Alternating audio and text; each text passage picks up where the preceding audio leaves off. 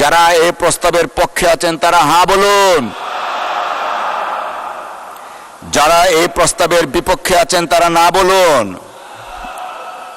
সাংসদের সামনে প্রশ্ন হচ্ছে, মাননীয় প্রধানমন্ত্রীর পক্ষে মাননীয় স্থানীয় সরকার, পল্লী উন্নয়ন ও সমবায় মন্ত্রী জনাব মির্জা ফখরুল ইসলাম আলমগীরের প্রস্তাব মতো প্রধানমন্ত্রীর কার্যালয় খাতে মহামান্য রাষ্ট্রপতিকে অনধিক ৩,৮৪৫ কোটি ৬৭ লক্ষ টাকা মঞ্জুর করা হোক। যারা এই প্রস্তাবের পক্ষে আছেন তারা হ্যাঁ বলুন। যারা এই প্রস্তাবের বিপক্ষে আছেন তারা না বলুন।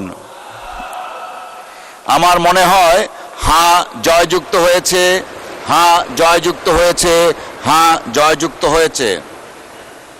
অতএব দাবি নম্বর 2 মহান সংসদে গৃহীত হলো। এক লাইটেই নিশ্চিন্তে চলে দিনের পর দিন। Walton emergency bulb, the best emergency bulb.